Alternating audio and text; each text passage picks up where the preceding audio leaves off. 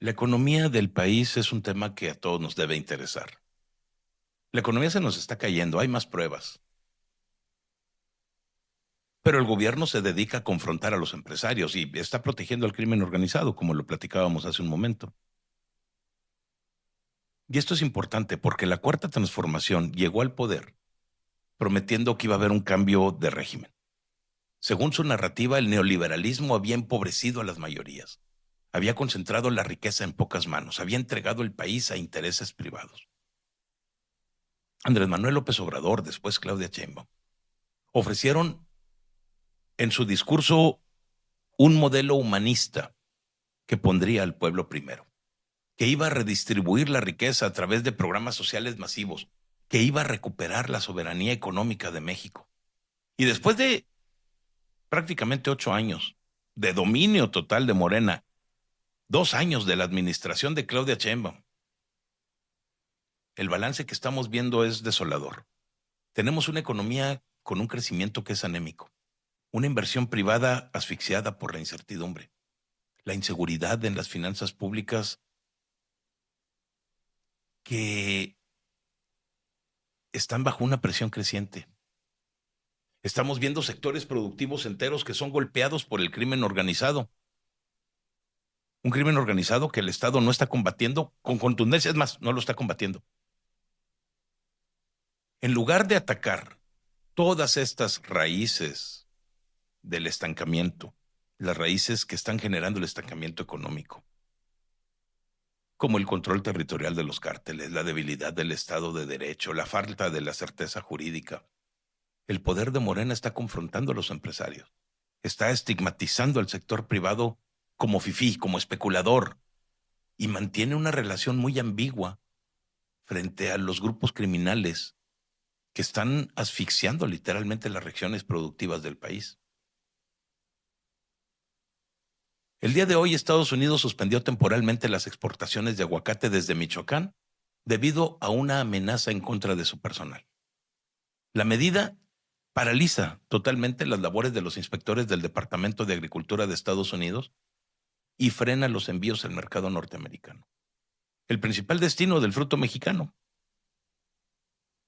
Michoacán produce la mayor parte del aguacate que el mundo consume, una industria que genera miles de millones de dólares en divisas, sustenta decenas de miles de empleos directos e indirectos y representa una de las historias de éxito agroexportador más relevantes del país en las últimas décadas.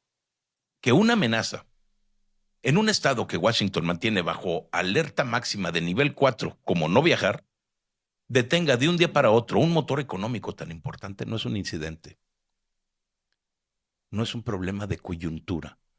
Es el resultado directo de 8 años de tolerancia, de debilidad, de la incapacidad de este gobierno para imponer el monopolio legítimo de la fuerza frente a los grupos criminales que están extorsionando a los productores, que controlan las rutas de comercialización, que imponen cobros de piso, que atentan en contra de aquellos que están intentando operar dentro de la legalidad.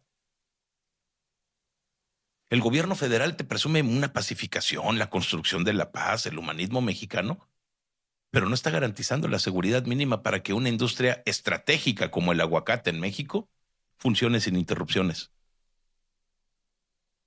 Mientras los productores, los empacadores están evaluando cómo absorber pérdidas, cómo reprogramar cortes, cómo enfrentar la incertidumbre, las autoridades mexicanas se limitan a dar comunicados, a esperar que el problema se diluya.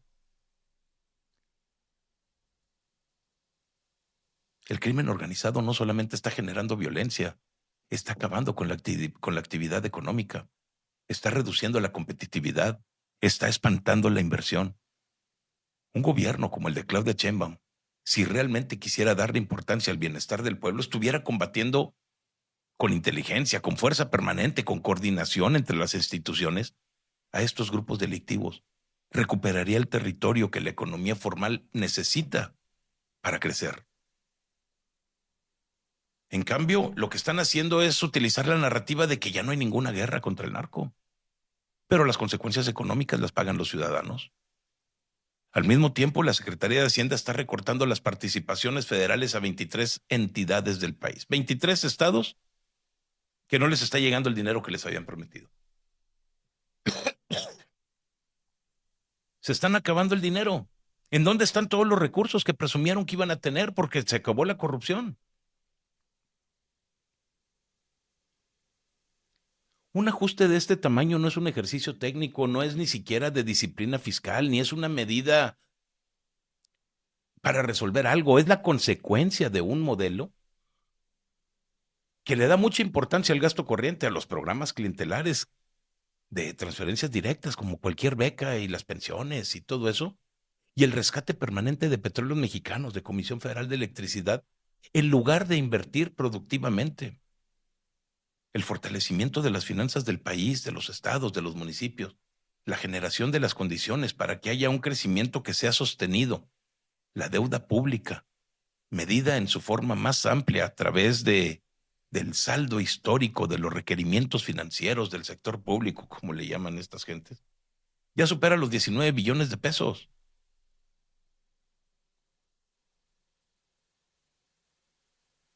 Va hacia niveles cercanos al 60% del Producto Interno Bruto antes de que termine este sexenio.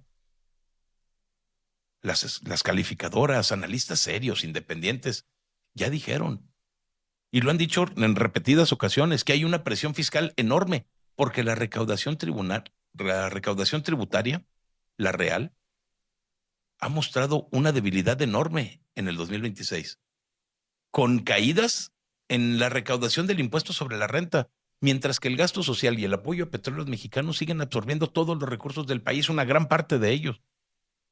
El espacio fiscal se está haciendo cada vez más pequeño y en lugar de generar un mayor crecimiento para recaudar más de manera sostenible, el gobierno está recortando las transferencias a los estados.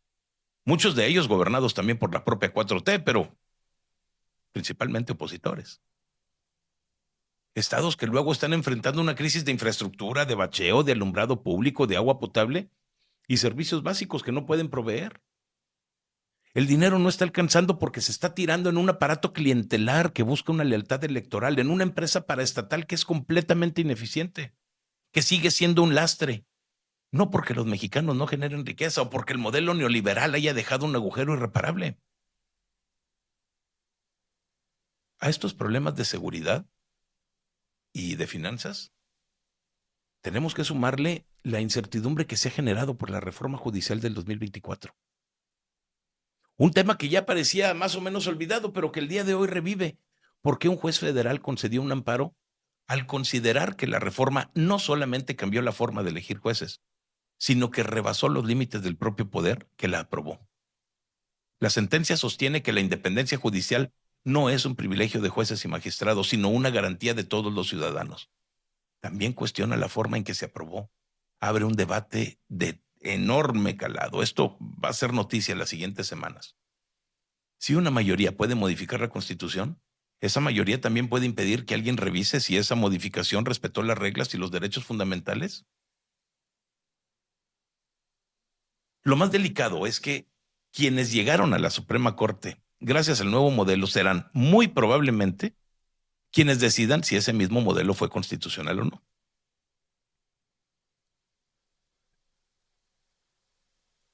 La independencia judicial no es un capricho de élites, no es un obstáculo al pueblo bueno. Es la garantía de que los contratos se respeten, que las disputas comerciales se resuelvan con reglas claras, que sean predecibles, que las inversiones de largo plazo no dependan de la lealtad política del momento. Cuando el poder sostiene que ya no debe tener límites institucionales que sean reales, la señal que están enviando los inversionistas nacionales y extranjeros no deja ninguna duda. El Estado de Derecho está subordinado al proyecto político de la 4T.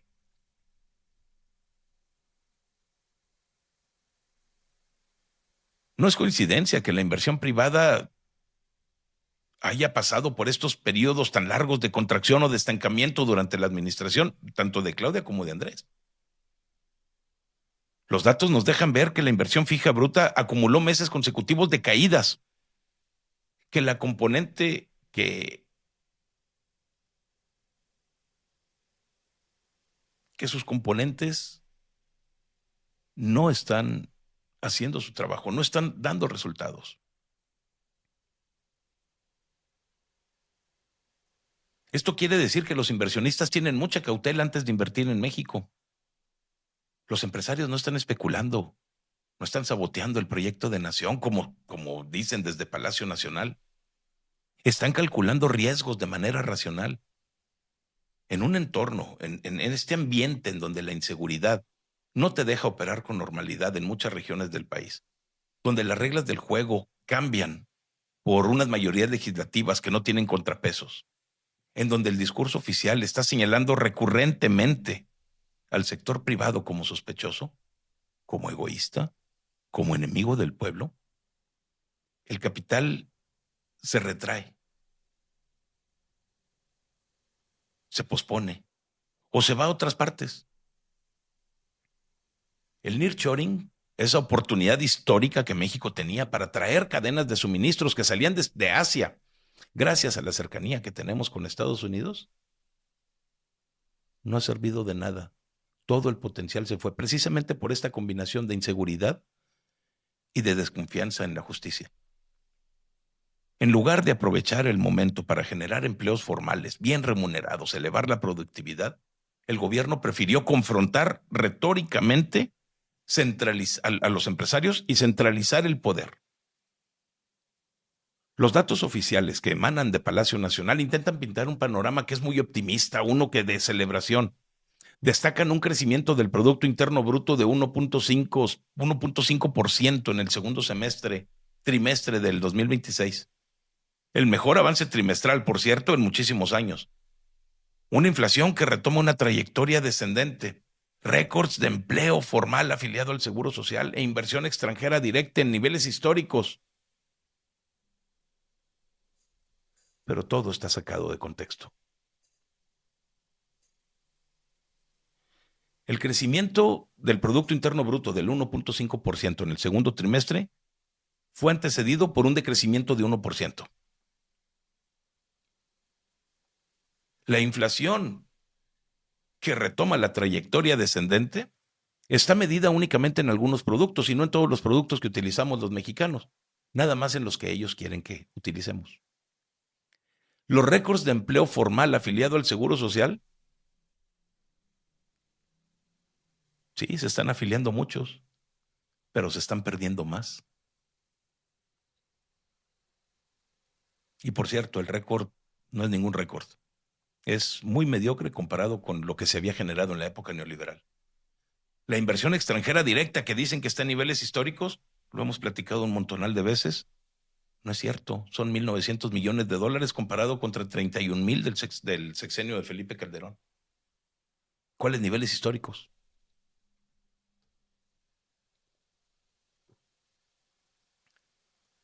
Claudia Sheinbaum, su equipo, todo Morena, toda la cuarta transformación te están mintiendo. Ellos están presentando estos indicadores como prueba del buen desempeño del modelo de humanismo mexicano, pero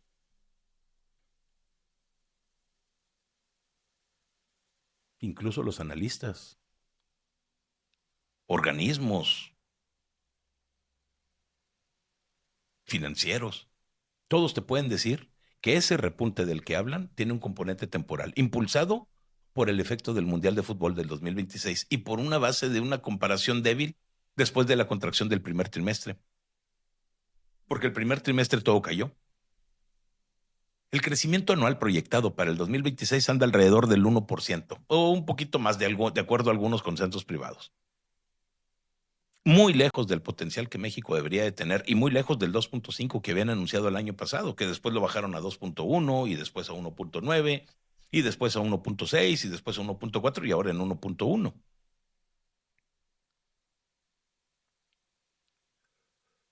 La inversión fija sigue siendo el talón de Aquiles de este gobierno. El Producto Interno Bruto per cápita apenas está avanzando respecto a los niveles del 2018. Nada. En términos reales, la economía mexicana bajo la cuarta transformación ha crecido mediocremente cuando mucho. Comparables con las décadas perdidas en los años 80, 70. Lo mismo que crecíamos en aquella época lo estamos creciendo ahorita. Y no es casualidad que sean las mismas políticas que se están aplicando. Consumir todo el dinero del gobierno, pedir mucho dinero prestado, acabar con las empresas porque el gobierno puede hacer todo. y estamos viendo exactamente los mismos resultados. El consumo interno sostenido, en parte por las transferencias de dinero que salen del gobierno, del aumento del salario mínimo, sostiene una parte de la actividad, pero no está generando dinamismo. Un dinamismo que solamente la inversión productiva, el aumento de la productividad te pueden dar. El problema del raíz no se ataca de raíz, este problema de raíz no se puede atacar con honestidad. Nada más. El crimen organizado no solamente está produciendo homicidios y desapariciones, está distorsionando los mercados, está reduciendo la competitividad de regiones enteras del país, está generando una prima de riesgo que desalienta la inversión. Extorsiona a productores de aguacate en Michoacán, controla el robo de combustible, impone los cobros a los comerciantes, a los transportistas. Zonas enteras que son productivas se convierten en territorios de miedo. Un gobierno que realmente pusiera al pueblo primero estuviera combatiendo a todos estos grupos con los instrumentos del Estado. Recuperaría el control del territorio, garantizaría que las empresas, desde las más grandes hasta las más pequeñas, pudieran operar sin vivir bajo la amenaza permanente. Pero lo que tenemos, en cambio, es un discurso que dice que no hay una guerra contra el narco. Se minimizan las cifras de la violencia en muchísimas regiones. Se mantiene una política que en la práctica permite que los cárteles se estén fortaleciendo, que diversifiquen sus negocios. La suspensión de las exportaciones de aguacate solamente es un síntoma, el más reciente, el más nuevo, el más visible, de una enfermedad que el poder está negando o que está atribuyendo a factores externos. Al mismo tiempo, se está ahuyentando la inversión legítima con cambios en las instituciones que debilitan y acaban con los contrapesos, con un discurso permanente de confrontación. La cuarta transformación no ha resuelto ninguno de los problemas estructurales que tenemos de baja productividad en el país, la informalidad laboral elevada, las deficiencias educativas, ni el rezago en infraestructura de calidad en México. Nos podemos ver las carreteras como están. Prefiere el gasto social focalizado, ese que es necesario para aliviar la pobreza hoy, pero que es insuficiente sin un motor de crecimiento. Y la centralización del poder político también. El poder económico, ellos quieren todo el control de todo el dinero, de todas las políticas del país. Y el resultado que obtenemos es la economía, una economía que sobrevive muy apenas y gracias al consumo interno impulsado por estas transferencias de dinero que proceden de préstamos de otros países. A la inercia del comercio con los Estados Unidos que todavía se mantiene, a algunos flujos de inversión extranjera que todavía llegan a pesar de todo, pero que no están generando ningún dinamismo que es necesario para poder elevar de manera sostenida y generalizada el nivel de vida de la población mexicana. Mientras tanto, la deuda está creciendo, el margen fiscal se reduce, los recortes a las entidades federativas se convierten en una válvula de escape cuando los números no les cuadran. México tiene muchísimas ventajas, tiene una demografía todavía favorable, una ubicación geográfica privilegiada junto a la mayor economía del mundo. Tenemos una red de tratados comerciales, recursos naturales que son abundantes, una población trabajadora que quiere salir adelante.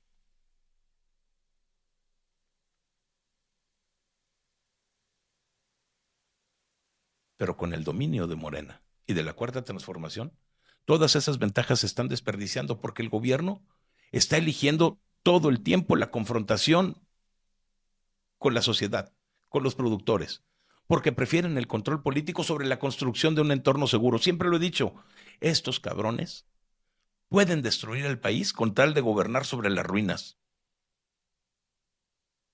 Ellos no quieren un entorno seguro para ti, no quieren un sistema judicial que sea predecible.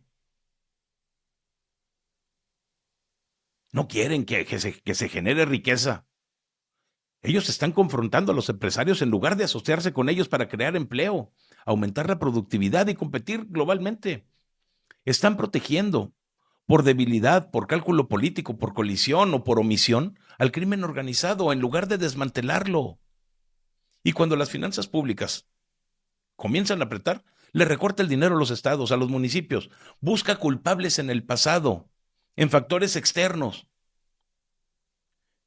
Esta estrategia la estamos pagando los mexicanos, los productores michoacanos que no pueden exportar su producción, que están enfrentando pérdidas que ya son inmediatas. Los trabajadores que observan cómo el crecimiento mediocre limita las oportunidades de tener mejores salarios reales a largo plazo. Las familias que sufren la inseguridad todos los días en sus comunidades. Los gobiernos locales que no tienen recursos para poder mantener los servicios básicos. Y lo van a pagar las nuevas generaciones que van a heredar una deuda todavía más alta y un tejido productivo debilitado. Mientras desde Palacio Nacional están celebrando de manera selectiva algunos indicadores, están atacando a sus críticos y mantienen el discurso de que todo va bien gracias al humanismo, la economía real en este mundo, en lo real, se debilita. Silenciosamente, pero es constante. No es ninguna nostalgia. Lo que estoy diciendo no es nostalgia por los modelos anteriores. No se trata de defender privilegios. Se trata de reconocer honestamente que un proyecto político que le da mucha importancia al control del poder, a la confrontación con el sector productivo, a la omisión frente al crimen organizado, termina empobreciendo al país que está diciendo que defiende. La cuarta transformación no está transformando a México hacia un futuro de prosperidad compartida. Lo está dejando caer mientras voltea hacia otro lado o está buscando enemigos en aquellos que generan empleos, que generan riqueza. Los números y las realidades de este país no nos están mintiendo.